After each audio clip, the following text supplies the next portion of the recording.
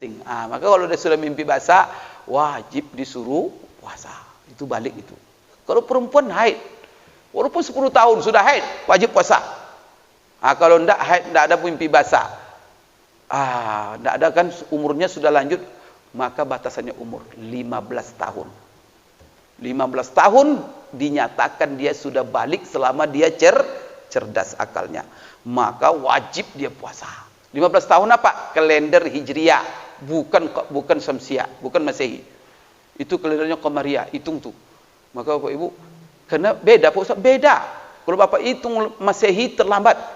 Berapa? Kalau Masehi dengan Hijrah itu 15 tahun Masehi, itu hijrahnya sama 15 tahun 4 atau 5 bulan. 14 tahun 15 tahun 5, terlambat 4 bulan atau 5 bulan. Tak Bapak suruh solat dia. Siapa menanggung dosanya? Orang tua nanti. Sekarang saya bertanya, Bapak nih, boleh enggak Bapak membatalkan puasa? Karena musafir satu niat. Boleh enggak? Kenapa diam? Ini hukum nih, boleh. Tak. Berarti Bapak bukan mazhab Syafi'i.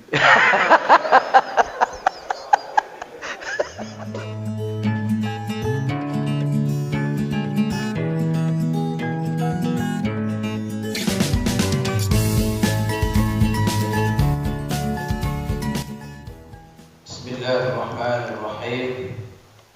Assalamualaikum warahmatullahi wabarakatuh.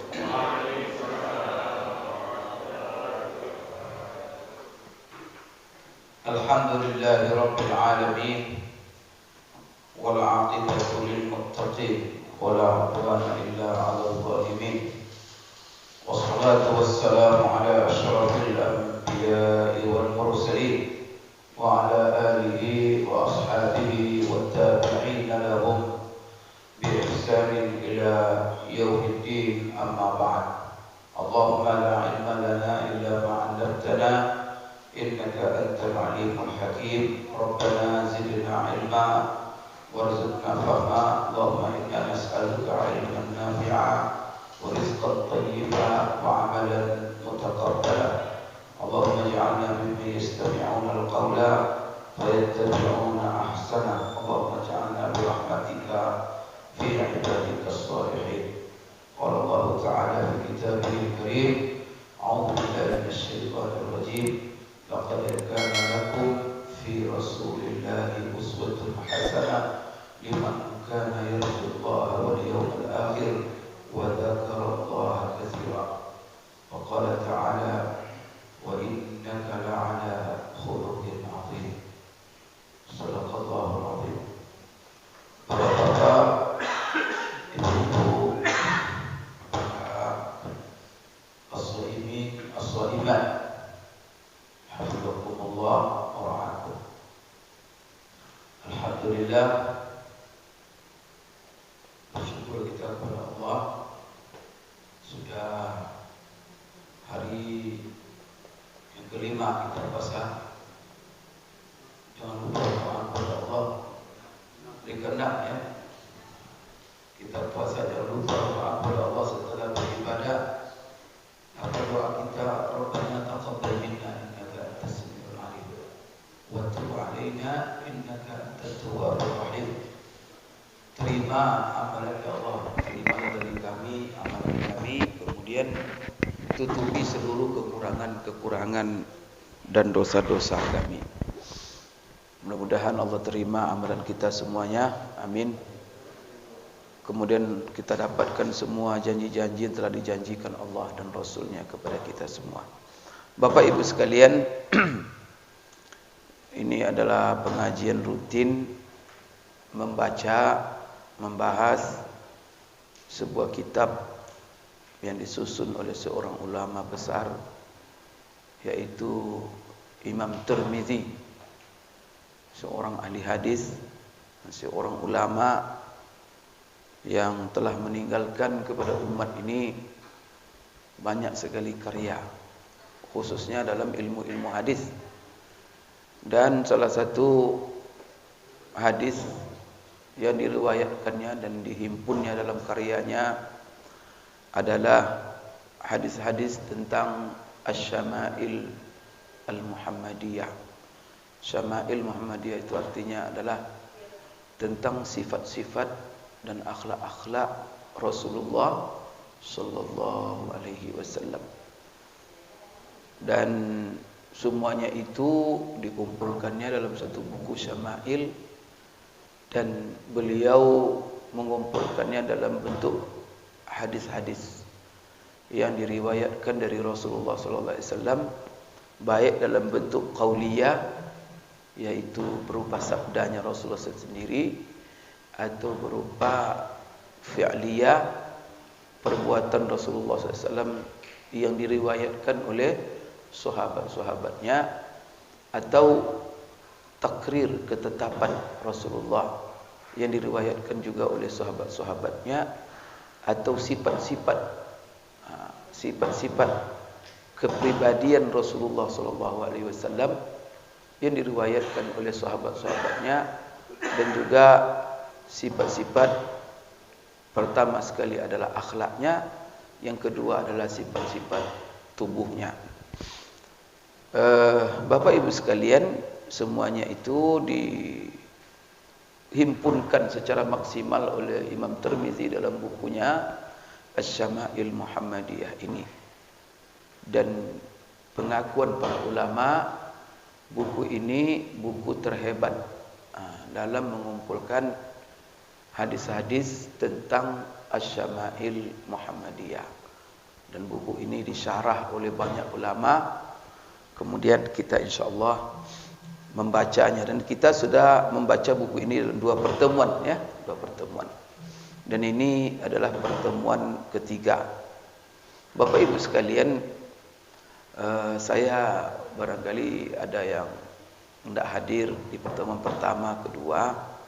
Saya ingin mengingatkan apa pentingnya kita membaca dan mempelajari yang namanya Syama'il Muhammadiyah, sifat-sifat Rasulullah sallallahu alaihi wasallam, baik sifat yang bersifat fisiknya atau sifat-sifat yang berupa akhlak Rasulullah sallallahu alaihi wasallam. Bapak Ibu sekalian, ini penting sekali, karena kita orang-orang beriman, pertama sekali iman kita itu, salah satu iman adalah beriman kepada Rasulullah.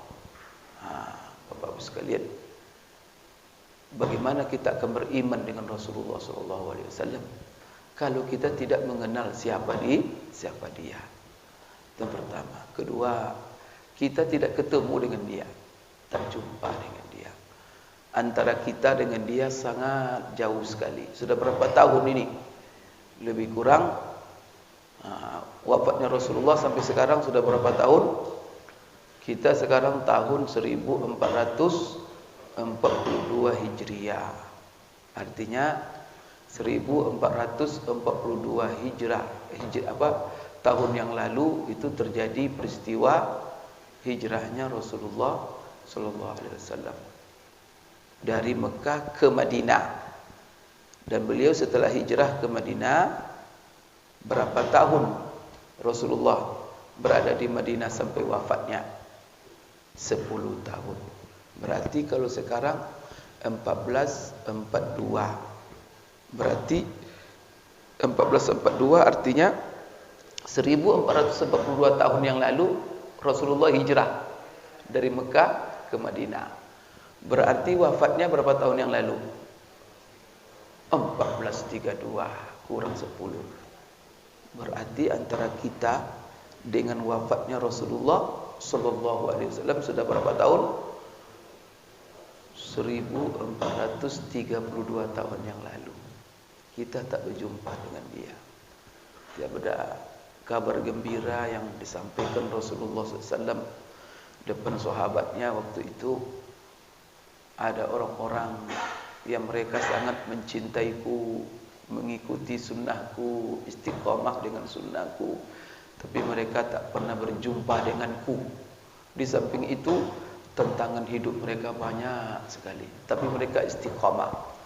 Maka mereka akan mendapatkan satu orang mereka yang beramal sama dengan amalan 50 orang. Sampai sahabat bertanya, 50 orang di antara kami atau 50 orang di antara mereka? Apa kata Rasulullah? 50 orang di antara kamu. Maksudnya amal kita sekarang ini, kalau kita istiqomah, godaan banyak, tentangan banyak, kita tak pernah menjumpai Rasulullah SAW, tapi kita sangat mencintainya. Kalau kita beramal sekarang ini sama dengan amalan 50 orang sahabat. Sehingga Rasulullah katakan ke sahabat, kalau kalian mencintai saya, maklum kalian jumpa dengan saya. Kalau kalian istiqomah, ya kalian berada di sekitar saya. Kalau mereka tak pernah lihat, tak pernah jumpa, tetapi mereka sangat mencintai saya. Bapak Ibu, bagaimana kita mencintai Rasulullah? Bagaimana kita beriman dengannya? Bagaimana kita mencintainya? Kalau tidak kita tahu siapa dia, maka beriman kepada Allah. Bapak Ibu, apa konsekuensinya? Harus kita belajar tauhid. Maka tauhid itu ilmu yang memperkenalkan kepada kita siapa Allah. Maka ada tauhid rububiyah, sifat-sifat rububiyahnya Allah. Kemudian ada tauhid asma wa sifat, mengenal sifat-sifat dan asmanya Allah. Supaya apa? Iman kita betul-betul mantap, betul-betul kokoh dan kuat. Begitu juga kepada Rasulullah SAW. Nah, ini Bapak Ibu sekalian. Kemudian yang terpenting kenapa kita membaca Syama'il Muhammadiyah ini? Di pertama sekali wajib beriman dengannya. Yang kedua wajib mencintainya. Mencintai Rasulullah SAW. Bahkan cinta kepada beliau harus di atas cinta kita kepada segala-galanya yang ada di muka bumi ini. Maka Rasulullah katakan, la yu'minu ahadukum hatta akuna ahabba ilaihi min walidihi wa waladihi wa malihi wan nasi ajma'in. Tidaklah sempurna iman salah seorang kamu sampai aku lebih dicintainya dari bapaknya, anaknya, hartanya, manusia sekaliannya. Kemudian Bapak Ibu sekalian, bahkan cintanya kita kepada Allah, kalau kita benar-benar cinta kepada Allah, maka Allah kaitkan dan syaratkan kepada apa? Mencintai, mengikuti Rasulullah SAW. Maka dalam sebuah sabda, dalam firman Allah, qul in kuntum tuhibbunallah fattabi'uni yuhibbukumullah. Katakan, hai Muhammad, jika kamu benar-benar tuhibbunallah, jika kamu benar-benar mencintai Allah, maka ikuti aku. Kalau seandainya kalian betul-betul menjadi pengikutku dan mengikuti sunnah-sunnahku, maka Allah akan mencintai kamu. Kamu mencintai Allah, Allah akan mencintai kamu. Apa syaratnya? Fattabi'uni, mengikuti Rasulullah sallallahu alaihi wasallam. Seperti Bapak Ibu sekalian. Kemudian juga berikutnya apa? Mengikuti ini apa maksudnya? Maksudnya apa? Adalah menjadikan beliau sebagai teladan, qudwah, ikutan, contoh dalam kehidupan kita semuanya tanpa terkecuali. Oleh karena itu Bapak Ibu sekalian, tadi saya bacakan ayat laqad kana lakum fi rasulillahi uswatun hasanah. Kita Bapak Ibu dalam Ramadan berdoa, Allahumma inna nas'aluka ridhaka wal jannah. Apa itu artinya? Ya Allah, kami memohon kepadamu di bulan puasa, dan dengan puasa ini ridhamu dan surgamu. Apa kata Allah dalam ayat ini? Laqad kana lakum fi rasulillahi uswatun hasanah liman kana yarjullaha wal yawmal akhir. Jadi barang siapa yang mengharap ridha Allah wal yawmal akhir dan surganya Allah di akhirat, apa syaratnya? Laqad kana lakum fi rasulillahi uswatun hasanah. Kita ini menghadapkan doa terus. Salah satu doa tarawih apa dibaca oleh imam, Allahumma inna nas'aluka ridhaka wal jannah. Atau ada dalam ayat itu, liman kana yarjullaha barang siapa yang mengharap Allah. Mengharap Allah maksudnya Pak, ridha Allah. Wal yaumal akhir, mengharap hari akhirat. Maksudnya hari akhirat apa yang diharapkannya? Ketemu di sini. Syaratnya apa? Laqad kana lakum fi Rasulillahi sallallahu. Maka Bapak Ibu, di sini diwajibkan kita oleh Allah untuk menjadikan Rasulullah sebagai qudwah. Nah, bahkan Bapak Ibu, semua yang kita amalkan, jadi Allah tidak akan menerima dari kita. Ingat, apapun ibadah yang kita laksanakan, amalan kita laksanakan, kalau tidak mencontoh kepada Rasulullah sallallahu alaihi wasallam. Ya, apapun yang Bapak lakukan, kalau tidak sesuai dengan contoh Rasulullah, tak ada gunanya. Solat kalau tidak mencontoh Rasulullah, maka apa kata Rasulullah sallallahu alaihi wasallam? Sallu kama raaitumuni usalli. Solatlah kamu sebagaimana melihat aku solat. Haji, apa kata Rasulullah? Khudhu anni manasikakum, umrah. Ambil contoh oleh kamu dariku cara-cara solat. Begitu juga ibadah-ibadah yang lain seperti puasa. Puasa ini Bapak Ibu sekalian tidak boleh kita Bapak Ibu sekalian, dan tidak akan diterima ibadah puasa kita kecuali mencontoh Rasulullah dalam ibadah. Maka apa? Ibadah kita ini mencontoh Rasulullah dalam 4 hal. Dan semuanya. Pertama, kapan waktu ibadah itu? Kalau Rasulullah contohkan begini, jangan buat sesuatu lain. Yang kedua, di mana tempatnya? Di mana Rasulullah lakukan? Di situ pula kita lakukan. Kapan Rasulullah lakukan? Gitu juga. Jangan berubah. Rasulullah puasa Ramadan, kita puasa nanti di bulan Syawal, tidak ada guna itu. Tempat juga begitu. Di mana tempat? Kalau ditentukan tempat ibadah, harus kita komitmen. Rasulullah tawaf di mana? Di Ka'bah. Kita buat nanti tawaf di simpang 3, ada itu. Maka seluruh tempat tawaf itu hanya satu Ka'bah. Kalau ada orang membuat Ka'bah lain, maka tidak sah dan tidak boleh kita tawaf kecuali latihan manasik. Tapi kalau untuk tawaf seperti orang Syiah di Iran buatnya Ka'bah tandingan.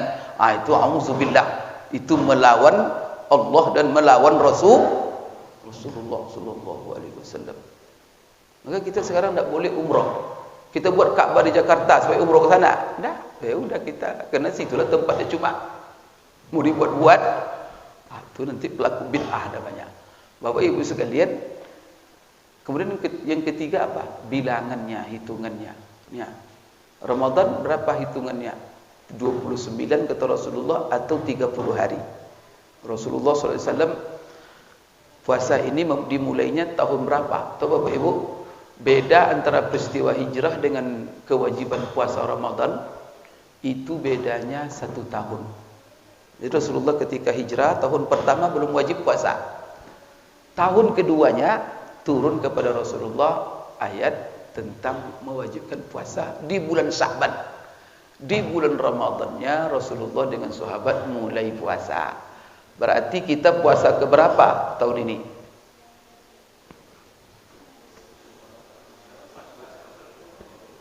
Jadi beda hijrah dengan puasa cuma setahun, Pak.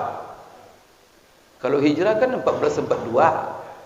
Setelah hijrah 1 tahun baru wajib puasa. Berarti kita puasa keberapa ini?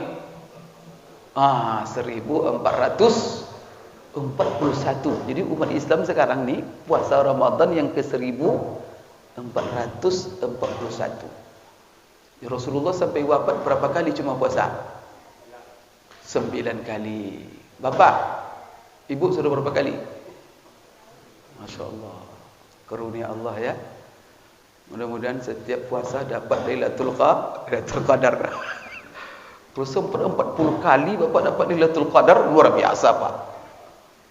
Dihitung itu setiap malam Lailatul Qadar 83 tahun amalannya. Dapat 40 kali, berapa? Masya Allah, sama Bapak sudah beramal 3.200 tahun.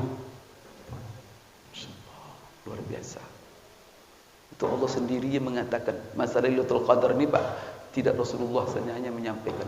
Allah turunkan satu ayat surat yang namanya surat apa? Al-Qadar. Tahu Bapak Ibu apa sejarah turunnya surat Al-Qadar itu? Nah, ini membuat kita cinta kepada Rasulullah. Rasulullah SAW, Bapak Ibu, selalu memikirkan nasib kita, sehingga dia dalam seluruh aspek kehidupannya untuk umatnya. Menjelang dia meninggal, umatku. Bapak Ibu sekalian, pernah dilihatkan kepada Rasulullah oleh Allah tentang umur umat-umat yang telah lalu. Kan umur umat lalu kan panjang, Pak. Nabi Nuh aja lebih 1000 tahun. Nabi Musa ratusan tahun. Umat Nabi Musa, Nabi Nuh 800 tahun, 600 tahun. Bapak di sini ada yang 200 tahun, tunjuk. Yang 100. La ilaha illallah. Jadi diperlihatkan oleh Allah kepada Rasulullah seorang pemuda Bani Israel. Itu umurnya ratusan tahun dan dia gunakan 300 tahun full untuk berjuang di jalan Allah. Tentu bayang pahalanya berapa itu? 300 tahun hidupnya untuk fisabilillah. Ibu, Rasulullah langsung mengeluh kepada Allah, memikirkan nasib umatnya. Apa kata Rasulullah mengeluh kepada Allah? Itu adalah sebab turun inna anzalnahu fi lailatul qadar. Jadi apa kata Rasulullah? Ya Allah, bagaimana nasib umatku? Bagaimana umatku bisa menandingi amalan-amalan umat yang telah lalu? Padahal umur umatku pendek-pendek. Kalau mereka umat yang telah lalu banyak amalannya, wajar, karena kau berikan umur panjang. Umur umatku hanya antara 50 dan 70 tahun. Sudah pendek umurnya, habis oleh HP saja. Umur udah pendek, HP ya. Habis tidur, habis untuk HP, habis untuk nongkrong-nongkrong, habis membaca berita-berita hoax sini, hoax sana, habis. Coba hitung nanti. Saya usulkan kalau dia meninggal di sini, nanti pas dia meninggal, dia apa? Diumumkan, umpamanya namanya Pak Udin, ini contoh kan. Pak Udin meninggal umur 60 tahun, maka diumumkan nanti Pak Udin hari ini meninggal dalam umur 60 tahun dengan rincian penggunaan umur sebagai berikut. Bisa sekali, Pak. Supaya ngeri orang semuanya dengar itu. Sesekali. Pokoknya tidurnya berapa? Tidur setiap hari berapa umpamanya? Dia sekarang meninggal umur 60, kita ambil rata-rata tidurnya 8 jam. Itu bayinya tidak kita ambil itu, kita rata-ratakan saja. 8 jam, Pak. Kita kan 24 jam. Kalau 8 jam Bapak tidur berarti sepertiga hari untuk tidur. Kalau umur Bapak Ibu 60, berarti berapa tidur dari 60 tahun? Dikumpulkan. 20 tahun tidur. Jadi, Pak Udin meninggal umur 60 dengan rincian umur sebagai berikut. Pertama, tidur 20 tahun. Betul enggak? 20 tahun, Pak. Bapak kita enggak sadar, enggak pada mikir. Gawat, Pak, 20 tahun. Kan ngeri. Tinggal 4. Sekarang 40 kita lihat pula kemana perginya. Habis oleh HP 8 jam sehari. Saya kira sekarang 8 jam enggak lebih, Pak, 8 jam. Karena tidur HP. Sedang makan pun HP, duduk HP. Ya kita ambillah 8 jam sehari untuk HP rata-rata. Berarti apa? 20 tahun tidur, 20 tahun main HP. Sisa berapa? 20. Nonton TV pula. Ngobrol-ngobrol. Kalau ada yang hobi main domino, ngopi, makan. Berapa? Habis pula 8 jam. Ya tamatlah umurnya. Astagfirullahaladzim. Besok di akhirat kepengen pertama masuk surga. Ini kan tidak masuk Bapak Ibu sekalian. Oleh karena itu coba dihitung amal kita ya. Dihitung amal kita. Kalau kita hitung ngeri.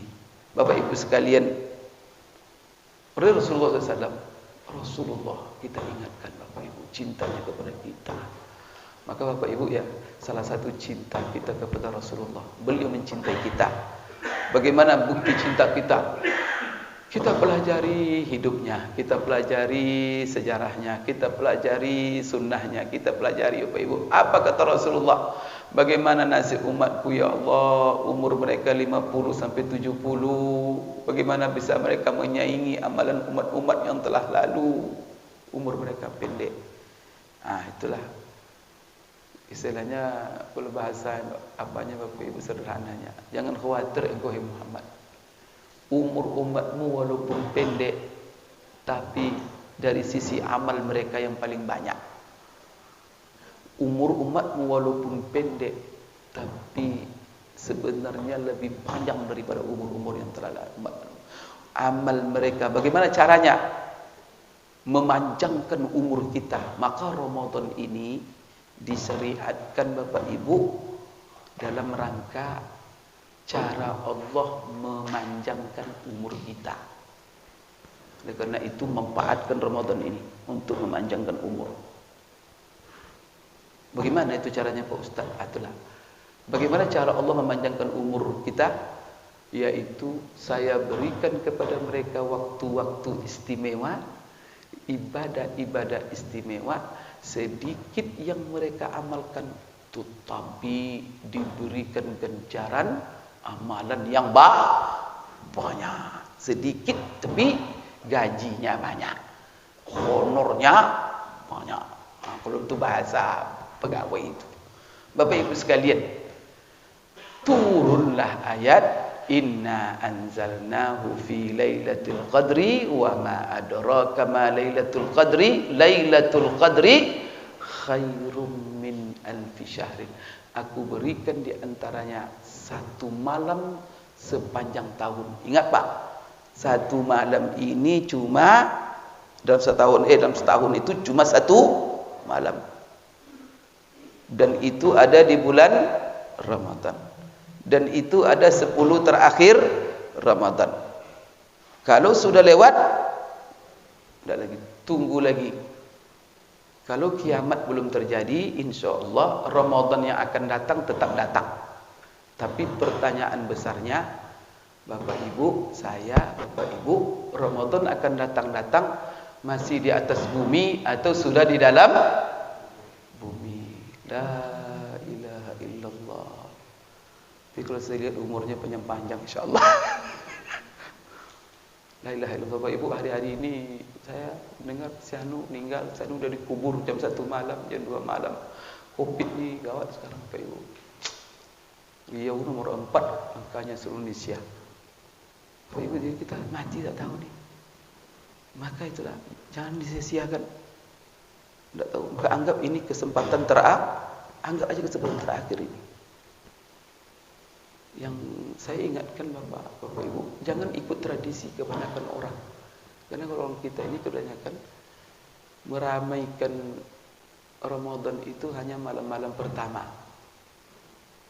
Setelah itu mulai 10 terakhir, besok tinggal imam dengan gharim aja lagi. Ini Bapak Ibu tradisi yang tidak tepat sekali. Saya kalau mau tanya Bapak Ibu, semua Ramadan hari istimewa, malamnya istimewa, semuanya. Tetapi kalau saya tanya, mana yang istimewa? 10 pertama atau 10 terakhir? Apa jawaban Bapak Ibu semua? Contoh kita Rasulullah SAW. Rasulullah 10 terakhir di mana dia? Di mall dia, di pasar, di kebun dia. Di mana Rasulullah 10 terakhir Ramadan? Rasulullah malah 10 akhir Ramadan tidak keluar dari masjid. Di dalam masjid aja dia. Ngapain? I'tikaf. Tak keluar masjid, Pak. Bapak bisa enggak tak keluar masjid nanti 10 terakhir Ramadan? Pasti alasannya sibuk Pak Ustaz. Ada isteri nanti Pak Ustaz. Banyak yang akan diapakan Pak Ustaz. La ilaha illallah. Ada kita ini yang sesibuk Rasulullah sallallahu alaihi wasallam. Mana banyak kerja kita dengan kerja Rasulullah? Kenapa Bapak diam jawab ajalah? Kita sibuk ini. Soalnya Bapak Ibu ya, iblis yang menggoda kita. Dibuat-buatnya kita sibuk, tapi tak apa-apa, duduk aja. Saya tu nanti sibuk, tapi main HP aja. Nongkrong aja, katanya sibuk. Bapak Ibu, setan itu kan apa? Ya'idukumul faqr wa ya'murukum bil fahsya. Itu Allah terangkan itu. Oh, setan itu mengancam kamu selalu supaya kamu miskin pahala, miskin duit, miskin semuanya. Miskin hati, miskin ilmu, miskin. Wa ya'murukum bil fahsya, dan dia nyuruh kamu berbuat yang tidak dosa saja. Tak mau dipahala. Maka kalau ada alasan ibadah, sibuklah inilah ini. Berarti ini kan majelis taklim ini. Ini ada yang keluar. Kadang-kadang tak mau ikut majelis taklim. Nanti di rumah apa dia? Nonton TV dia. Rumah dia ini ada kesempatan lucu manusia, Pak. Oleh karena itu kalau kita mencontoh Rasulullah SAW, kapan kita mengisi Ramadan itu secara intens? Tentu 10 terakhir. Maka kalau kita milih-milih ya, tapi jangan pilih-pilih. Mau mana? Pilih 10 awal atau 10 terakhir? Kalau mau milih-milih. Kalau mau milih-milih, saya katakan jangan datang 10 tahun awal. Datang aja nanti 10. Maka apa salah satu keistimewaan 10 terakhir? Di situ salah satu keistimewaan hebatnya 10 terakhir, Lailatul Qadar, di situ Allah taruh. Situ Allah taruh. Maka kalau orang cari Lailatul Qadar di awal, tidak ada di ujungnya. Bapak Ibu sekalian, maka di sini cara Allah memanjangkan umur kita dengan Lailatul Qadar. Maka kita isi ibadah satu malam itu dari maghrib sampai subuh, beribadah qiyamul lail apa semua. Bapak Ibu, itu satu malam itu Allah hargai dengan amalan 1000 bulan. Berapa 1000 bulan? 83 tahun. Rasulullah sempat ditanya Pak dalam hal ini, itu amalan malam hari saja atau masuk siangnya Rasulullah? Rasulullah tekankan beramal soleh, beribadah siang dan malam selama 1000 bulan. Ini kalau Bapak ada pegawai wali kota atau pegawai lah negara ini, diumumkan presiden, ini hari Minggu, namanya hari Ahad ini kan, siapa yang masuk kantor hari Ahad mulai jam 7 pagi keluar jam 7 sore, dan dia tak keluar-keluar bekerja jam 7 pagi sampai 7 sore, akan diberi gaji kerja sehari itu gaji setahun. Kira-kira ada pegawai negeri yang libur, Pak? Yang lumpuh-lumpuh itu diangkat itu, yang diimpus di apa itu, padahal dapat gaji setahun, dibawa ke mall, habis hari itu. La ilaha illallah. Allah langsung turunkan ayat 1000 bulan. Itu tak tergerak hati kita, Bapak Ibu? La ilaha illallah, Bapak Ibu. Maka iktikaf nanti ya. Iktikaf itu seperti salah satu hikmahnya untuk, kalau bahasa kasarnya, memburu Lailatul itu sebenarnya. Kalau istilah bahasa perangkap kan memburu itu kan buat perangkap. Maka apa hikmah iktikaf siang malam 24 jam di masjid ingin memburu Lailatul Qadar? Maka apa? Siapa yang 10 hari terakhir Ramadan dia di masjid saja, dan dia setiap malam mau beribadah selama 10 malam, dipastikan dia full mendapatkan Lailatul Qadar. Allahu Akbar. Kalau ada orang mengisi malam itu dengan tarawih saja, ya sesuailah berapa yang dia isi. Tapi 1000 bulan itu untuk orang yang full mengisinya. Tapi yang lain dapat sekedar dia isi. Tapi yang di mall dia malam itu jadi masalah. Bukan beribadah. Lalu Bapak Ibu sekalian, apalagi berbuat maksiat. Jadi ini apa? Cara Rasulullah, cara Allah memanjangkan umur kita. Maka kalau 40 kali dapat 3.200 tahun, Pak. 83 kali 40, 3.200 tahun. Bapak meninggal umur 60, tetapi makna amalan Bapak itu sama dengan orang beramal selama 3.200 tahun siang dan malam. Itu baru Lailatul Qadar. Belum sholat tiap hari, belum sedekah, belum ibadah puasanya. La ilaha illallah. Begitulah Allah mengistimewakan umat Nabi Muhammad sallallahu alaihi wasallam. Maka bersyukur Bapak Ibu, kita semua dilahirkan oleh Allah sebagai umat Nabi Muhammad sallallahu alaihi wasallam, dan kita orang-orang yang beriman dengannya, dan kita Bapak Ibu orang-orang yang mencintainya, dan kita orang-orang yang meneladaninya Bapak Ibu sekalian, yang mencontoh dalam kehidupannya. Bapak Ibu, insyaallah sama ilmu Madiyah ini kita baca rutin setelah Ramadan. Maka Pak Jono sudah bilang insyaallah Jumat ya, tiap jam kita apakan. Dan pada pagi ini, karena ini berhubungan dengan Ramadan, Bapak Ibu saya mau ingatkan, saking Bapak Ibu kenapa pentingnya kita mempelajari sejarah Rasulullah, kita mencintainya. Tahu nggak Bapak Ibu, seluruh amalan kita, tadi saya katakan, tidak akan diterima oleh Allah kecuali amalan itu mencontoh Rasulullah sallallahu alaihi wasallam. Maka solat yang kita kerjakan itu, solat itu mencontoh siapa itu? Rasulullah SAW. Puasa yang kita lakukan ini Bapak Ibu sekalian mencontoh Rasulullah sallallahu alaihi wasallam. Sekarang kalau Bapak Ibu, bagaimana Pak Ustaz puasanya Rasulullah sallallahu alaihi wasallam? Karena ini kita belum puasa. Karena kalau kita tidak mencontoh Rasulullah, bisa-bisa Bapak Ibu puasa kita enggak diterima. Maka Bapak Ibu ingat, kita ini kepengen puasa yang kita lakukan itu pertama, pengen supaya puasa itu sah. Ya enggak? Apa makna sah? Gugur kewajiban syariat kita, tidak berutang kita, itu sah namanya.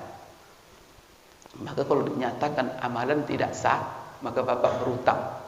Banyak Bapak puasa tapi tidak sah, wajib dibayar sampai mati. Bapak punya utang itu. Tapi kalau sah, tidak utang lagi. Yang kedua, kepengen Bapak Ibu sekalian amalan kita ini diterima. Karena belum tentu sah diterima Bapak Ibu sekalian. Tapi kalau tidak diterima pasti tidak sah. Itulah sebabnya kalau kita ingin memohon kepada Allah, ya Allah terima puasa saya, maka Bapak Ibu pastikan dulu puasa Bapak sudah sah atau belum. Kalau tidak sah puasa Bapak, jangan minta diterima. Contoh begini, sholat subuh itu baru sah kalau dilaksanakan 2 rakaat dengan rukun-rukun syaratnya. Baru nanti ya Allah terimalah sholat subuh saya. Tapi coba sholat subuh 1 rakaat, setelah itu doa Rabbana taqabbal minna, bisa itu? Sholat subuh 1 rakaat cuma diminta pula diterima. Maka Bapak Ibu sah dulu baru minta terima. Sekarang apa yang diajarkan ini Pak ya? Ini jasa para ulama. Ini seperti Imam Tirmizi yang menyusun buku itu. Itu jasa ulama itu. Kalau sempatlah Bapak yang disuruh mengonsep, menyusun bagaimana sifat Rasulullah. Pusing Bapak, habis umur. Tapi oleh para ulama, pakai ini aja ya. Oleh para ulama Bapak Ibu sekalian, kita tinggal membaca aja lagi. Mereka sudah susun siang malam mereka mengeluarkan, berusaha semaksimal mungkin. Setelah itu kita tinggal baca. Ya Allah, enak aja lagi. Maka kalau baca buku ulama, doakan mereka ya, karena mereka sudah berjasa. Termasuklah Bapak Ibu. Kalau Bapak Ibu sekarang ditanya bagaimana puasa Rasulullah Pak Ustaz, kemana Bapak Ibu pergi? Langsung Quran hadis. Mas saya kasih Bapak Ibu Quran, saya kasih buku hadis setinggi ini. Tolong rumuskan kepada saya bagaimana puasa Rasulullah SAW. Bisa kira-kira Pak? Anda sempat Bapak cari duit, kemudian tidak sempat Bapak kemana-mana itu. Gimana membaca? Belajar bahasa Arab dulu. Setelah itu bagaimana cara meramunya? Kadang-kadang umpamanya bertentangan ini dengan ini. Contoh umpamanya, saya mau tanya Bapak Ibu, berbekam itu membatalkan puasa enggak? Tahu bekam? Mengambil darah dari kepala itu, atau dari mana saja badan. Bapak lagi di bulan Ramadan, puasa, berbekam. Batal puasa enggak? Di situ batal. Di sini tidak batal. Sekalian, Bapak Ibu, kalau Bapak Ibu bilang batal, kalau Bapak Ibu tidak batal, kalau tidak batal tadi bilang kan, berarti ini mazhabnya Syafi'iyah ini. Kalau bilang batal itu mazhabnya Hambali. Jadi Bapak Ibu kalau lihat di Google, hal-hal yang membatalkan puasa, itu biasa banyak itu ulama-ulama mazhab Hambali yang keluar. Maka salah satu yang membatalkan puasa itu berbekam. Berarti kalau ada berbekam poin membatalkan puasa itu mazhabnya Hambali. Itu satu-satunya Pak dari mazhab yang 4. Jumhur ulama mengatakan, Abu Hanifah, Imam Malik, Imam Syafi'i mengatakan berbekam tidak membatalkan puasa. Kenapa bisa berbeda? Bayangkan Bapak itu kalau Bapak yang menganalisanya. Ulama saja berbeda. Karena ada 2 hadis. Kedua-duanya sahih. Satu dari Ibnu Abbas. Rasulullah katakan begini. Ibnu Abbas menceritakan, ihtajama Rasulullah sallallahu alaihi wasallam wa huwa shaim. Rasulullah sallallahu alaihi wasallam pernah dia berbekam, dia lagi puasa. Ini menunjukkan apa ini? Berarti tidak kemungkinan Rasulullah melakukan sesuatu yang dilarang dalam puasanya. Berarti berbekam dalam puasa itu ada dalam Sahih Bukhari. Ada Sahih. Bapak Ibu sekalian, ada pula hadis. Hadis itu bunyinya apa? Rasulullah SAW bersabda, aftaral hajimu wal mahjub. Apa artinya? Batal puasa orang yang membekam dan orang yang kedua-duanya batal puasanya. Berhadapan Bapak dengan 2 hadis ini, Bapak menyimpulkan apa kira-kira? Kedua-duanya hadis sahih. Itu contoh tuh Pak, kalau saya kasih Bapak buku hadis, ketemu Bapak begitu. Atau gimana Bapak mengamalkannya? Batal? Tidak batal. Batal. La ilaha illallah. Maka Bapak Ibu, itu namanya terjadi secara zahir kontradiksi. Dia bukan kontradiktif, tapi kontradiktif bagi yang membaca. Hakikatnya tidak. Maka diusahakan oleh ulama bagaimana menyelesaikan kontradiktif ini, perlawanan ini. Satu hadisnya batal, satu tidak batal. Itulah Bapak Ibu. Maka jumhur ulama mengatakan betul, kedua-duanya sahih. Tapi hadis yang mengatakan bahwa Rasulullah pernah berbekam dia lagi puasa itu lebih akhir daripada hadis yang mengatakan batal. Tak berarti apa? Hadis ini sudah amandemen. Maka namanya nasakh, nasikh dan mansukh. Sudah nasakh. Maka mereka pelajari itu. Mana yang lebih dahulu, mana yang lebih bukan bertentangan, tetapi apa? Hukumnya sudah berubah. Kalau selama Rasulullah hidup, ya tidak ada masalah, nasikh mansukh berlaku, Bapak Ibu sekalian. Oleh karena itu, yang satu mengatakan begini, yang satu ulama menganalisa lain lagi, terjadilah perbedaan pendapat. Maka sekarang hal ini ya kita merujuk kepada istihad-istihad ulama. Maka kalau yatim mengatakan batal itu Hambali, Kalau Imam Hambali, dia tidak mengatakan itu ngotot, dia mengatakan apa?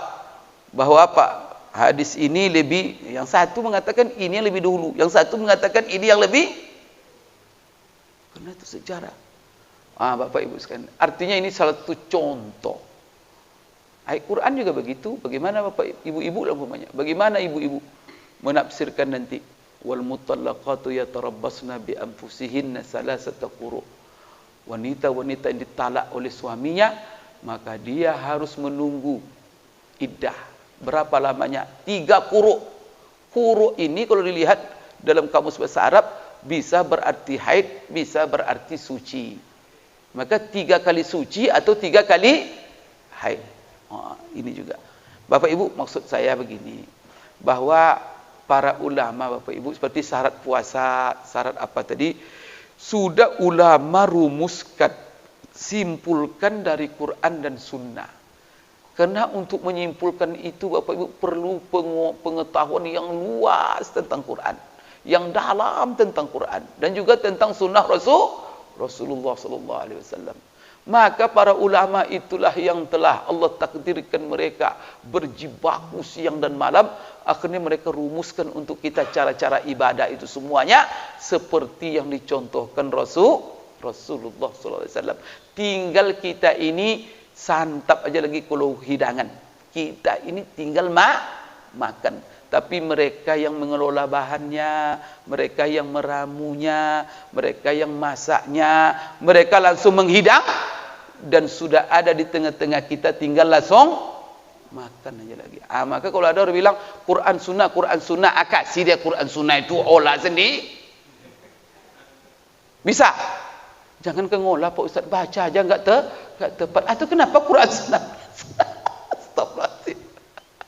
Ada orang ngawur aja Pak. Disuruhnya Bapak langsung ke Quran. Maka itulah sebabnya fas'alu ahla dzikri in kuntum la ta'lamun. Kalau kamu tidak tahu, tanya ulama. Yang mana mereka? Kita bisa jadi ulama, bisa. Ini anak-anak kita bisa jadi ulama besoknya. Jadikan mereka seperti Imam Syafi'i. Jadikan, tapi ya belajarnya tidak main HP dia. Harus belajar terus. Kalau main HP tidak akan jadi ulama itu. Dengan Quran, Sunnah, belajar rajin ya. Jadi kalau mau jadi ulama, Bapak Ibu sekalian, sekarang puasa bagaimana yang dicontohkan Rasulullah SAW. Kita mau sah, maka kata ulama rumusannya begini.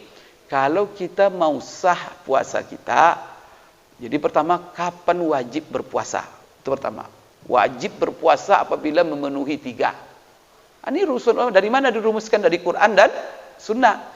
Yang pertama, kalau sudah ada sebabnya. Yang kedua, kalau terpenuhi syarat-syarat wajibnya. Kemudian terhindar di 3 itu syaratnya. Pertama, ada sebabnya. Sebab kita puasa apa? Wajib puasa itu sebabnya ada 3. Pertama, karena waktu. Yaitu karena datangnya bulan Ramadan. Nah, sekarang sudah datang bulan Ramadan, wajib puasa. Berarti 1 waktu. Sebab wajib puasa ada 3 Pak. Pertama karena waktu, yang kedua karena seseorang mewajibkan puasa kepada dirinya. Umpamanya Pak, sakit suaminya. Ibu itu bilang, ya Allah kalau suami saya sehat, saya nanti bernazar puasa. Berarti apa? Sebabnya seseorang mewajibkan puasa kepada dirinya. Nazar apa hukum bayarnya? Wajib. Ya Allah kalau sempurna puasa Ramadan saya tahun ini, Syawal saya akan puasa 15 hari. Maka besok wajib dibayar 15 hari Syawal. Itu kedua. Yang ketiga apa sebab wajib puasa? Yaitu karena kita melakukan pelanggaran puasa. Maka ada pelanggaran-pelanggaran agama ini kalau kita langgar, dendanya puasa. Dan denda itu wajib. Contohnya melanggar puasa begini. Siang hari Ramadan kan kita wajib menahan, menghindari membatalkan puasa. Apa yang membatalkan puasa diantaranya? Berhubungan suami istri. Maka kalau berhubungan suami istri siang Ramadan dengan sengaja, apa dendanya? Dengarkan. Pernah datang kepada Rasulullah seorang tua. Coba ya Bapak Ibu, Rasulullah SAW, bagaimana kita tidak mencintainya? Maka kalau orang mencontoh sunnah-sunnah itu, beginilah yang sunnah itu. Bagaimana mengajarkan kepada orang, menegur orang yang salah. Bagaimana, ya Allah, Rasulullah sallallahu alaihi wasallam. Mulia sekali Bapak Ibu. Jadi datang satu siang Ramadan kepada beliau. Ini hadis sahih. Datang kepada beliau seorang tua, tiba-tiba sesak napasnya. Karena dia mencari Rasulullah, akhirnya ketemu. Ya Rasulullah, halaktu wa ahlaktu.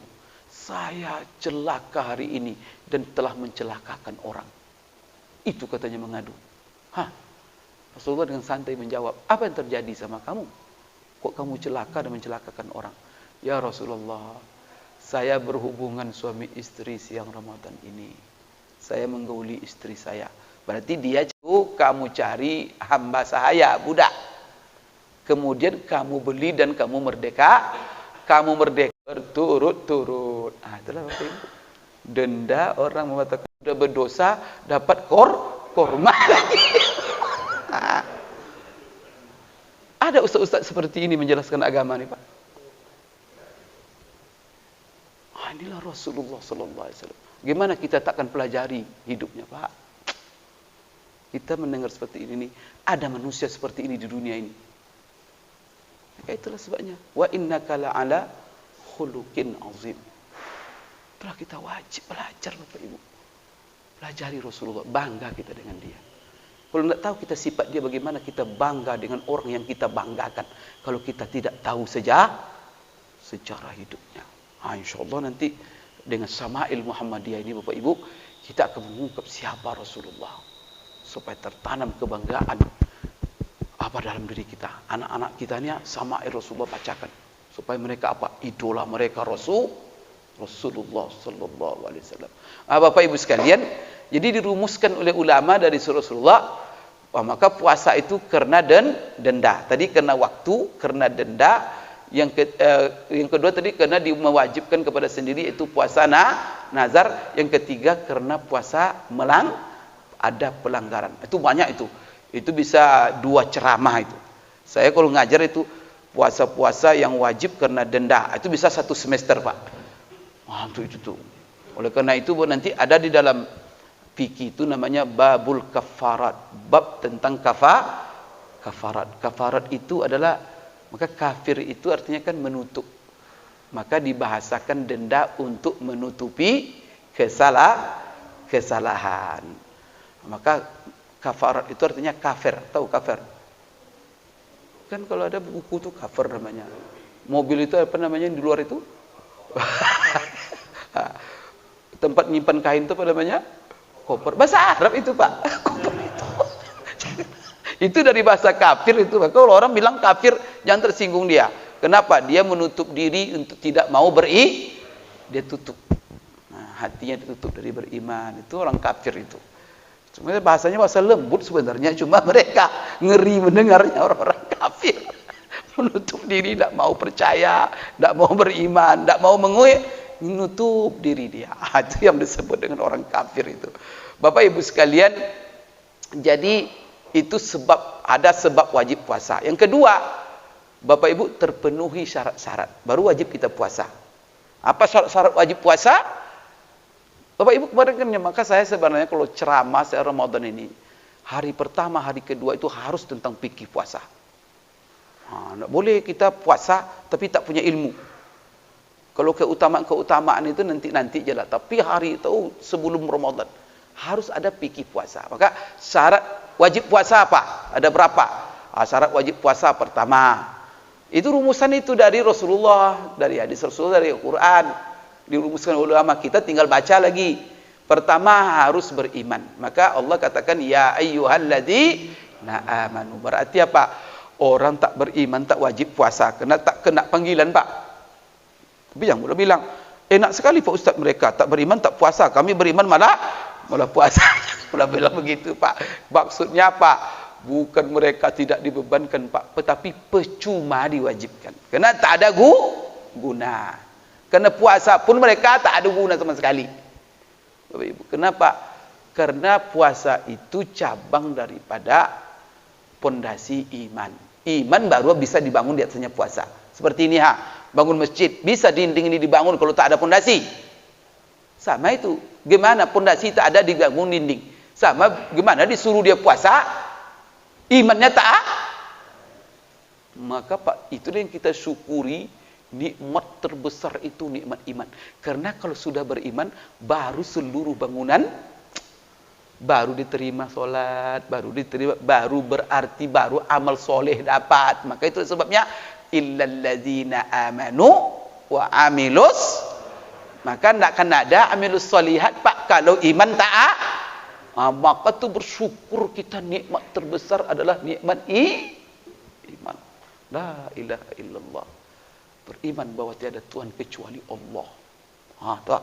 Bahwa Muhammad adalah Rasulullah SAW. Kalau mereka tak ada, mereka beriman kepada Allah, beriman juga pada yang lain-lain. Maka Tuhannya kadang-kadang ada di antara agama itu Pak, Tuhannya 350 Tuhan. Kadang-kadang kerjanya tiap pagi ngasih makan Tuhan. Kalau kita kan minta makan sama Tuhan, ada orang ngasih makan Tuhan. Bapak Ibu sekalian kan macam-macam tuh. Kalau mereka tak percaya kepada Rasulullah, kita beriman dengan Rasulullah. Ada mereka hanya percaya kepada Musa, tak percaya kepada Isa, kepada Rasulullah. Ada yang hanya percaya kepada Isa, percaya pula kepada Musa, tapi tidak percaya kepada Rasulullah. Kalau kita tidak percaya kepada Musa, percaya kepada Isa, dan kita beriman kepada Rasulullah SAW. Mana yang lebih hebat? Maka umat Islam ni umat pertengahan, bukan ekstrim sini, bukan ekstrim sini. Ya. Maka wa kadzalika ja'alnakum ummatan wasata. Maka kita ghairil maghdubi alaihim waladdallin.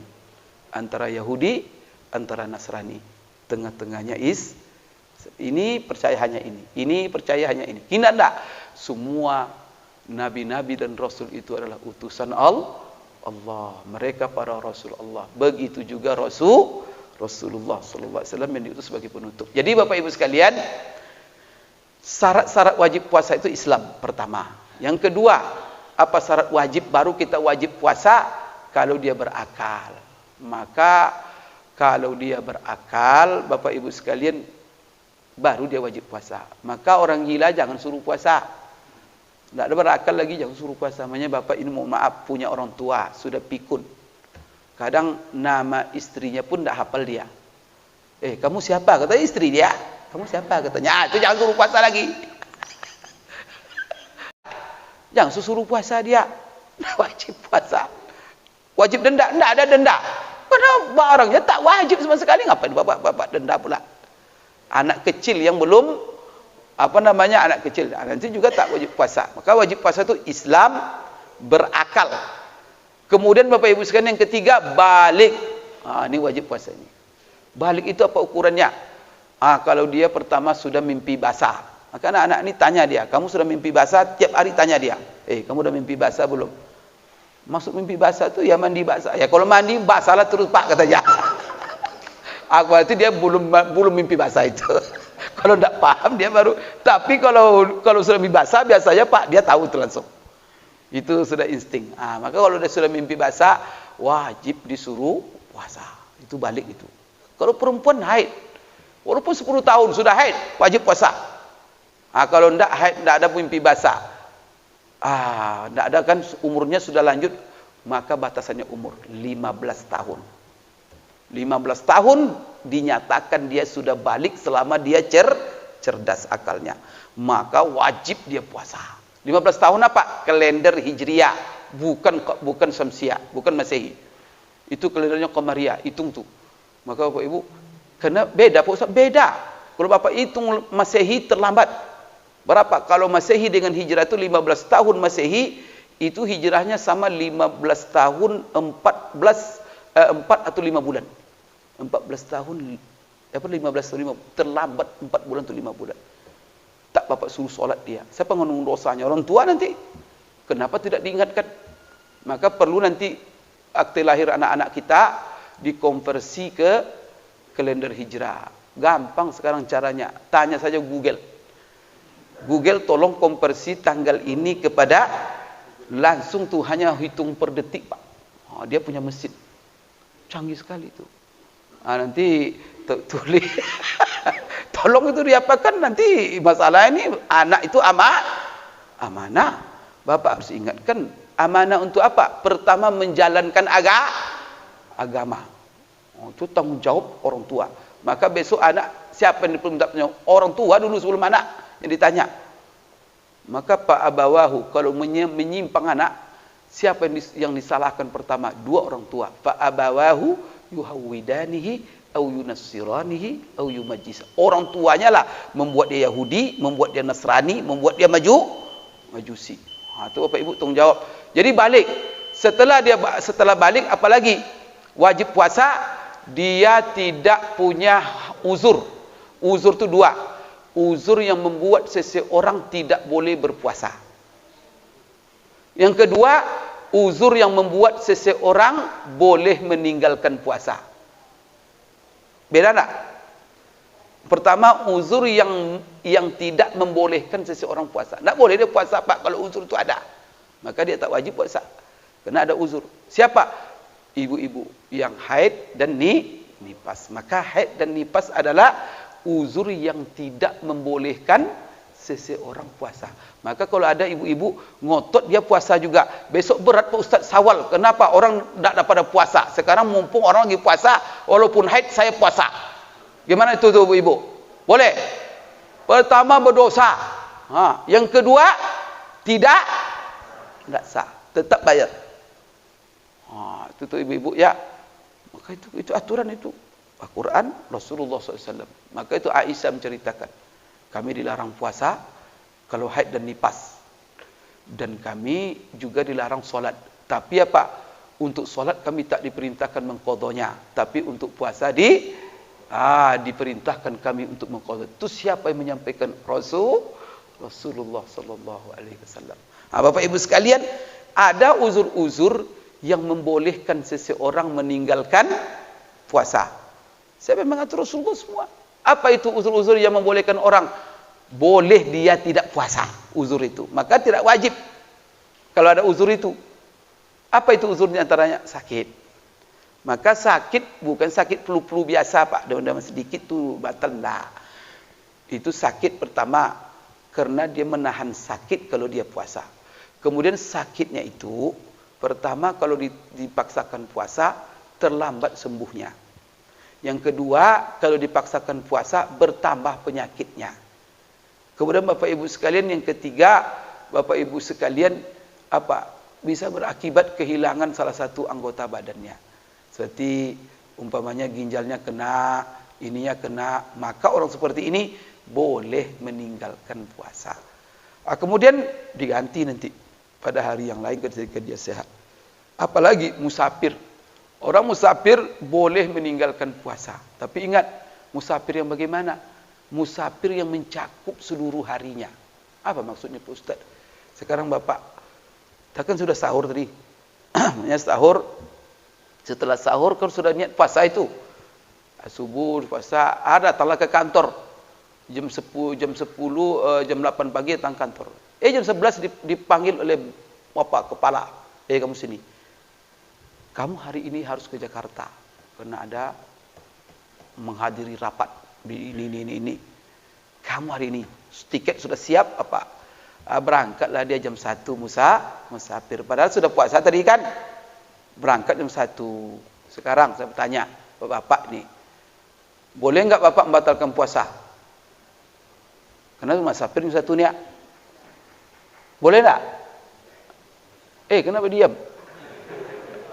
Ini hukum nih, boleh. Tak. Berarti Bapak bukan mazhab Syafi'i.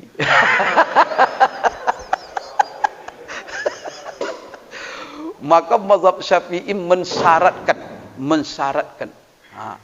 Boleh berbuka puasa bagi orang musafir kalau musafirnya mencakup seluruh hari puasa. Mulai dari sahur dia sudah musafir. Tapi kalau sudah sahur, sudah niat, itu pertengah hari baru berangkat, tak boleh dia safar seperti itu, tidak boleh membatalkan.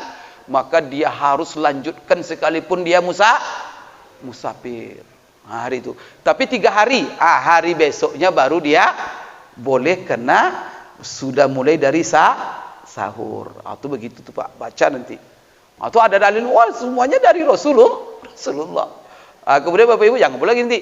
Makanya Bapak sudah tidak puasa tadi di Jakarta. Pagi sudah rapat-rapat, Ndak puasa kan, nanti pulang ke Pekanbaru. Tiba di rumah jam 3 sore. Nanti tiba di rumah, kata sama istri, Bu, saya ndak puasa hari ini. Tolong masaklah, hidangkan makan. Boleh ndak? Ya kan bapak kan sudah musafir tadi. Ndak, kan sudah bapak kan tidak puasa itu. Boleh ndak gitu? Bahkan ndak Maka kalau bapak sudah tiba di sini, walaupun bapak sudah tidak puasa tadi, harus bapak menahan sampai terbenam. Karena yang diperhatikan dalam puasa itu dua. Puasanya, kemudian kehormatan, kemuliaan bulan Ramadannya. Karena siangnya itu adalah memang bulan menahan. Begitu juga ibu. Kalau ibu haid, ibu nipas, kan tak boleh puasa itu. Tapi catatan, Bu, kalau ibu makan jangan sampai kelihatan orang. Ini enggak mentang-mentang haid apa, ada di tengah-tengah orang banyak makan dengan pasar apa. Kalau itu tidak boleh. Ibu tidak sopan dan ibu tidak menghormati kehormatan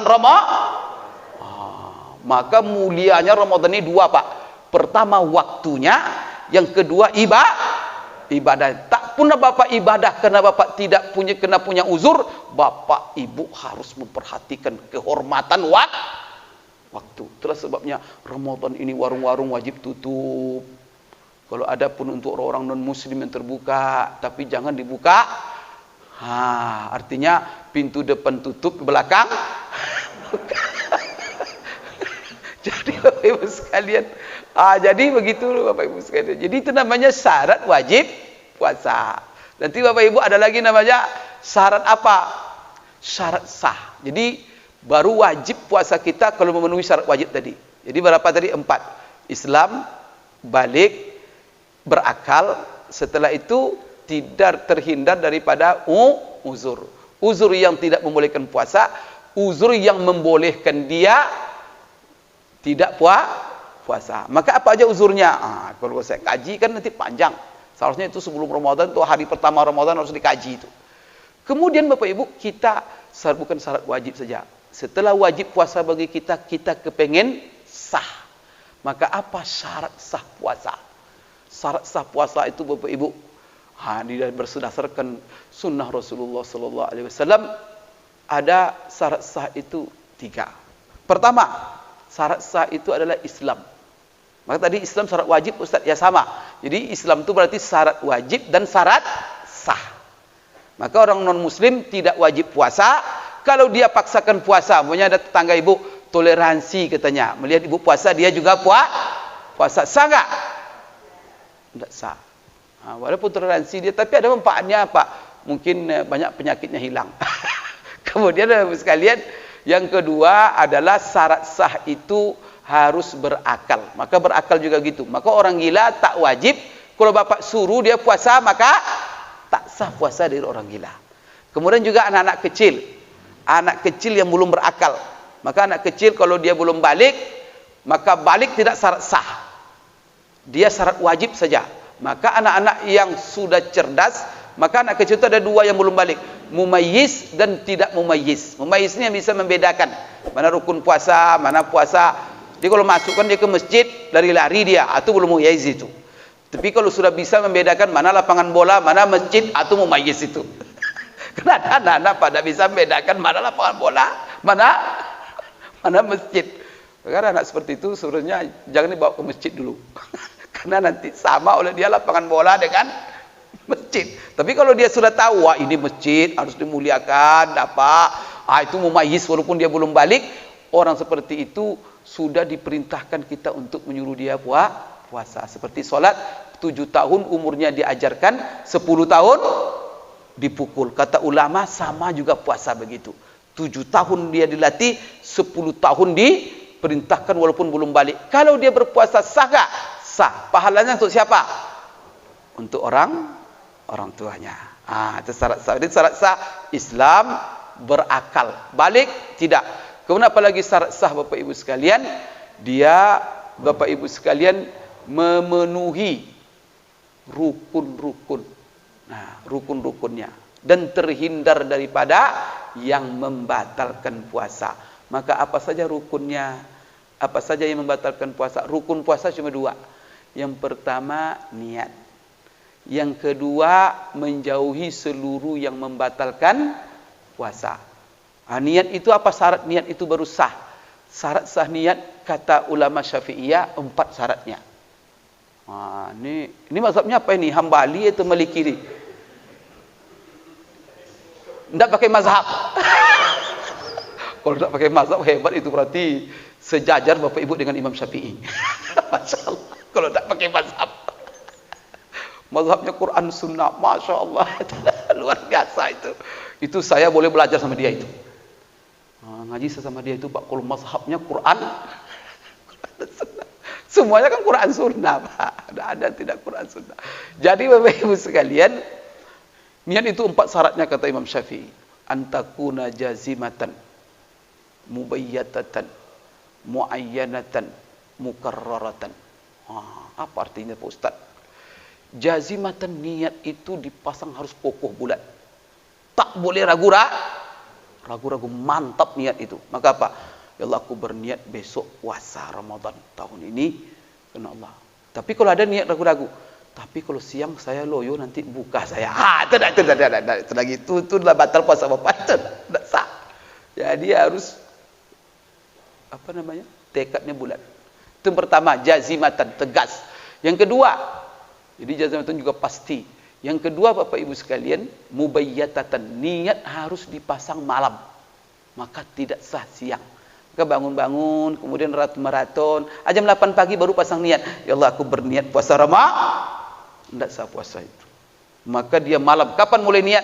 Mulai dari terbenam matahari kemarin sampai tadi fajar shadiq. Itu telah waktu tentang memasang niat.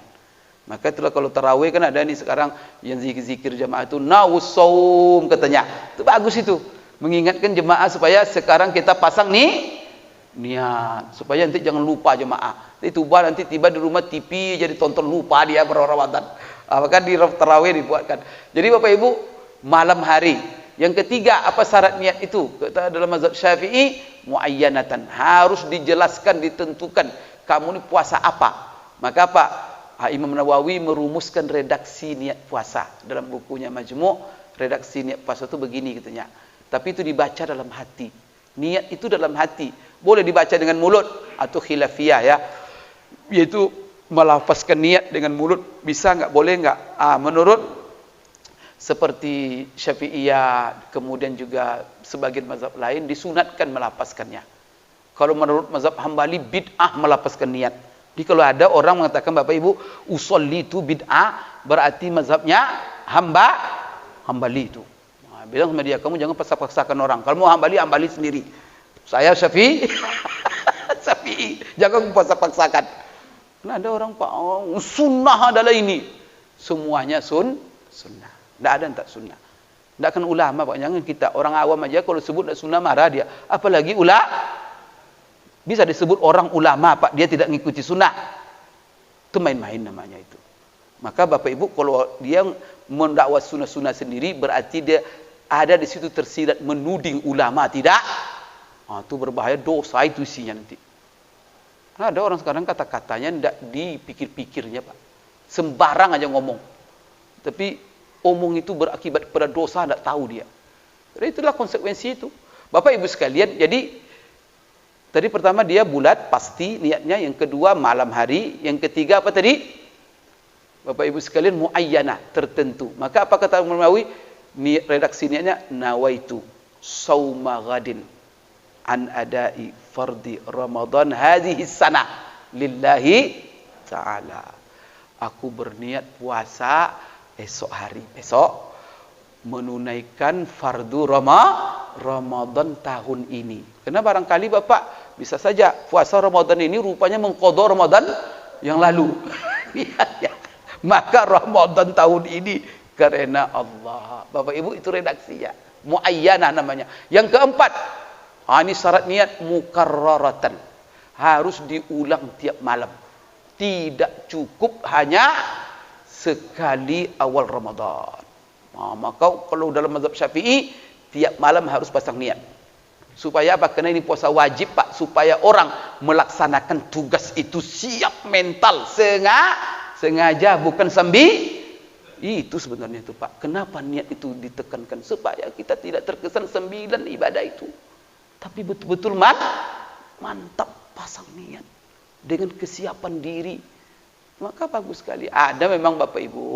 Kalau ada nanti Bapak Ibu mengatakan orang atau ustaz ngaji, cukup niat hanya di awal Ramadan sekali. Itu Pak mazhabnya Maliki. Cuma satu-satunya mazhab yang mengatakan cukup niat sekali pasang awal bulan saja, untuk seluruhnya nanti malam-malam tak perlu lagi. Itu Imam Malik yang berfatwa seperti itu. Sedangkan jumhur ulama termasuk Syafi'iyah harus diulang tiap malam. Itu Bapak Ibu ya, supaya Bapak Ibu bisa memahami. Niat yang kedua Bapak Ibu, rukun puasa itu adalah menjauhi seluruh yang membatalkan. Yang membatalkan itu ini terakhir ya. Karena soal kaji semuanya nanti menjadi daurah nanti sampai sampai siang. Terakhir Bapak yang membatalkan puasa, karena ini penting. Untuk sahnya puasa kita harus memenuhi syarat-syarat sah. Ya kan? Syarat sah apa tadi? Islam, apalagi balik, syarat sah. Islam, berakal, setelah itu sunyi daripada uzur-uzur yang membatalkan puasanya, kemudian terpenuhi rukun dan atau intinya terpenuhi rukun dan syarat. Itulah rukunnya dua. Pertama niat, yang kedua terhindar daripada yang membatalkan puasa. Yang membatalkan puasa ada berapa? Tidak banyak. Pertama, berhubungan suami istri. Yang kedua, makan. Yang ketiga, minum. Yang keempat, mengeluarkan mani. Karena ada orang bersetubuh dia tidak keluar maninya. Tapi ada orang bermesraan ciuman istrinya langsung keluar maninya. Itu kan maka mengeluarkan mani dengan sengaja. Kemudian Bapak Ibu yang kelima, muntah. Muntah, memuntahkan sesuatu dari perut itu muntah sengaja. Kemudian apalagi gila. Kemudian apalagi kalau di tengah-tengah puasa dia haid, ibu tiba-tiba sudah pasang niat, zuhur nanti langsung haid. Sah puasanya enggak? Enggak. Itu batal puasanya. Atau dia hamil, jam 1 melahirkan, maka batal puasanya. Jadi haid nifas itu membatalkan puasa. Apalagi membatalkan puasa? Gila. Maka kalau tengah hari gila dia batal puasanya. Kemudian apalagi? Berikutnya murtad. Maksudnya di siang hari, tiba-tiba Pak ya, siang hari dia sedang puasa ini, datang orang ngasih duit 5 miliar. Pak, ini 5M, tapi dengan syarat Bapak pindah agama.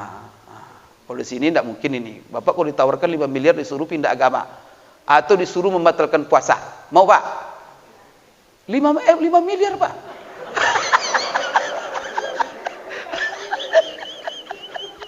Saya kira ya mungkin ada juga yang goyang. Ini kan uji keimanan. Kadang-kadang diuji kita Pak. Atau gimana itu?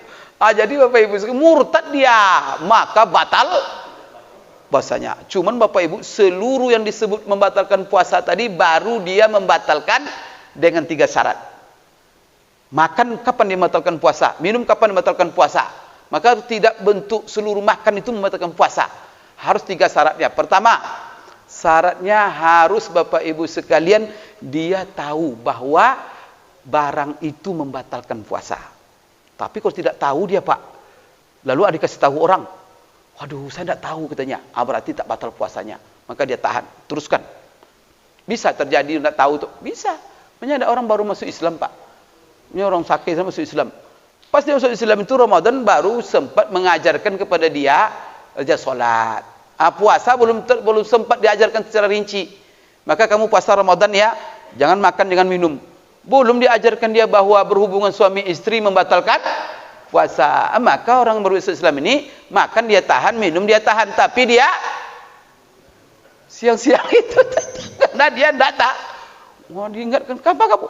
Ya Allah saya tidak tahu, belum dapat apa. Maka orang seperti itu walaupun dia sudah berhubungan tetap puasa, lanjutkan, tak batal karena dia tidak tahu. Itu maka al-ilmu bihi. Maka Allah tidak menghisap kita sesuatu yang kita tidak tahu. Itu hebatnya agama ini Bapak Ibu, realistis. Kemudian yang kedua apa? Al-amdu bihi. dikerjakan sengaja. Maka kalau makan dia sengaja makan, sengaja minum baru batal puasanya. Sengaja dia berhubung suami istri baru batal puasanya. Sengaja mengeluarkan mani baru batal puasanya. Sengaja muntah baru batal puasanya. Tapi kalau tidak sengaja gimana? Lupa. Maka barang siapa yang makan sedang puasa kena lupa. Berarti apa? Rezeki itu. Rezeki yang digiring oleh Allah. Tapi kalau nasi bungkus bapak makan, kemudian lupa setengah, sudah makan setengah, lupa dia, kamu puasa. Astagfirullahaladzim puasa. Tapi kan ini tanggung, ini masih separuh. Itu bukan lupa, itu tuh makan nasi bungkus. Jangan diteruskan, stop. Bahkan yang di mulut pun harus yang masih sisa dalam. Yang di bawah dalam tak boleh. Maksudnya yang di mulut. Keluarkan, kemudian bapak ibu kumur-kumur. Setelah itu lanjutkan puasa. Tak ada masalah. Itu bapak ibu sekalian. Jadi, pertama, tahu. Yang kedua, bahwa itu membatalkan puasa. Yang kedua, bukan lupa. Yang ketiga, al-iradatu bihi. Kemauan sendiri, bukan dipaksa. Maka kalau ada orang punya, Pak, kita sedang puasa nih, ada bawa pistol, dari kirinya nasi bungkus. Makan. Kalau enggak nih, saya dorong ke belakang. Sekarang saya tanya Bapak makan tuh enggak? Bapak pilih mati atau pilih makan nasi bungkus? Bapak harus pilih makan nasi bungkus. Makan. Tapi Bapak Ibu harus makan sekedar melepaskan dari ancaman. Kalau Bapak hanya makan sesuap, lalu dia lepaskan Bapak, cukup sesuap. Jangan nanti dia sesuap bisa, Bapak habiskan sebungkus. Itu menggunakan. Itu memang batal kepada dosa Bapak itu. Maka cukup sesuap. Setelah itu apa? Batal puasa? Enggak. Karena Bapak terpaksa. Lanjutkan. Maka segala terpaksa, Pak. Tidak. Seperti ibu-ibu, ini mohon maaf. Suaminya garang. Maka siang-siang Bapak Ibu sudah niat puasa Ramadan. Diikatnya ibu, dipaksanya berhubung. Ibu diikatnya, enggak bisa ibu apa-apa. Ini kan suami keterlaluan. Akhirnya apa? Siapa yang batal puasanya? Ibu tak batal. Tapi kalau seandainya dia terpaksa tuh menikmati pula, dia anda batal puasa. Dalam hatinya itu ada kebencian, dia tidak kepengen. Tapi kalau memang tak ada lagi itu, habislah sudah. Jadi la ilaha illallah. Bukan agama ini diatur semuanya, kan rinci itu. Bagaimana itu yang membatalkan puasa? Maka tiga, yaitu pertama sengaja. Yang kedua dia tak tahu. Yang ketiga kemauan tidak terpaksa. Maka segala yang kita tidak tahu, kemudian lupa, kemudian dipaksa, maka tidak membatalkan puasa. Maka lanjutkan. Kemudian terakhir Bapak Ibu sekalian, membatalkan puasa itu apa? Keluar dari niat puasa. Makanya ada Bapak ya, jam 1 tidak tahan lapar. Ya kan, tidak tahan lapar, sudah niat buka dia. Pengen cari. Tapi dicarilah warung yang terbuka. Keliling cari warung tidak ada yang buka. Tapi dia sudah niat kalau ada warung yang terbuka, masuk dia. Dicari-cari tidak ada warung terbuka. Karena tidak ada warung, saya lanjut aja lah, mending. Itu sudah batal puasanya itu. Karena kalau sempat ada warung buka tadi, lesaplah sudah. Bapak Ibu, maka itu sebabnya kita ini mohon Bapak Ibu sekalian perlu Bapak Ibu ketahui, karena adalah hadis Rasulullah, orang sama dosanya dan sama pahalanya. Bapaknya apa? Ada orang kaya bersyukur, zakat, bersedekah, anak yatim Nanti ada orang miskin. Apa dia bilang? Ya Allah, kalau saya berikan kekayaan seperti dia, saya akan berimpak seperti dia, berzakat seperti dia, sedekah. Kok orang seperti ini Pak dapat pahala seperti orang kaya itu? Karena memang Allah tahu kebenaran niatnya. Kesempat dikasih kekayaan seperti itu, pasti dia buat seperti itu, maka dia dapat pahala. Itu sama dengan orang kaya. Maka Bapak ya, yang menyamai pahala orang kaya itu tidak susah Pak, tinggal niat aja. Maka kita tidak bersedih. Tapi niat kita harus benar, itu aja. Allah Maha tahu. Kalau kita punya itu, pasti kita buat. Sebaliknya juga begitu. Kalau ada orang banyak harta, kemudian preman, main perempuan, berjudi, mabuk, apa. Datang ada anak muda. Ya Allah, pakai ya Allah pula itu. Kalau saya punya duit seperti dia, saya akan berbuat seperti dia. Dan itu niatnya benar. Allah tahu, Pak, walaupun dia tak berbuat, dosa dia. Maka ada orang berdosa, Pak, tak berbuat maksiat. Rupanya tak berbuat maksiat itu masalahnya apa? Modal tak ada. Karena maksiat pun butuh modal. Jadi kalau Bapak Umi ada orang beramal soleh tak butuh modal, jangankan apa amal soleh, surga. Maksiat pun ke neraka pun butuh. Ke neraka butuh modal. Surga. La ilaha illallah, Pak Ibu sekalian. Maka kalau ada orang mencuri, ya ada kan di rumah pagar nih, tembok. Ada orang yang mencuri. Saya berniat mencuri ke rumah bapak itu. Dia aturlah mencuri jam berapa, apa gerbang mana dimasuk, apa. Dia sudah pelajari semua. Setelah itu malam-malam jam 2 malam dia sudah beraksi. Akhirnya dia panjatlah pagar masuk. Pas manjat pagar masuk langsung dikejar oleh anjing. Gong oleh anjing langsung kabur dia. Tak jadi dia mencuri. Sekarang dapat dosa mencuri enggak? Berdosa dia seperti mencuri, Pak. Kenapa? Karena kalau tidak dikejar anjing, itu salahnya. Terhalang dia kena anjing tadi. Maka orang berpahala. Kan ada hadis.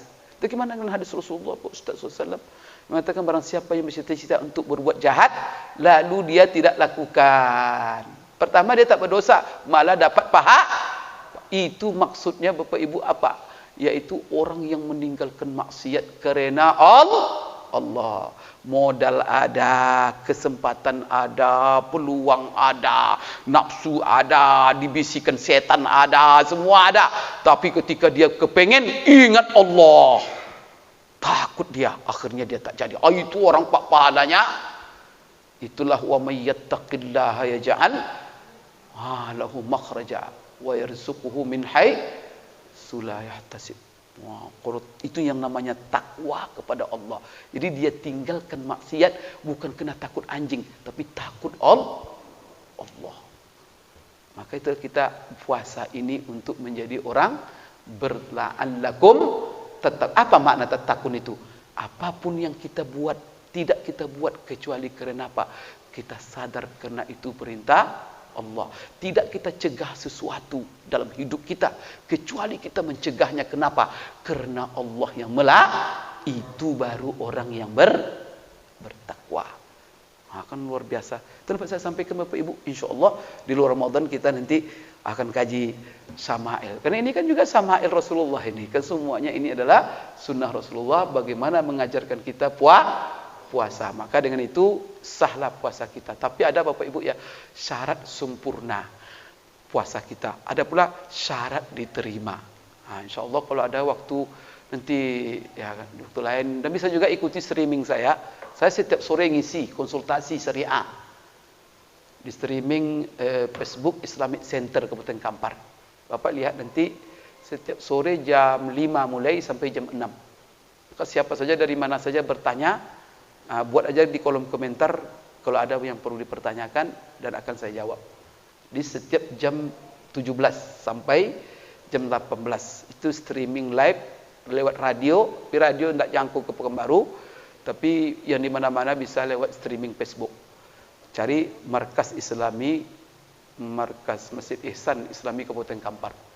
Itu dapat saya sampaikan Bapak Ibu pada pagi hari ini. Mudah-mudahan bermanfaat pertemuan kita ya, untuk menambah khususnya untuk puasa kita.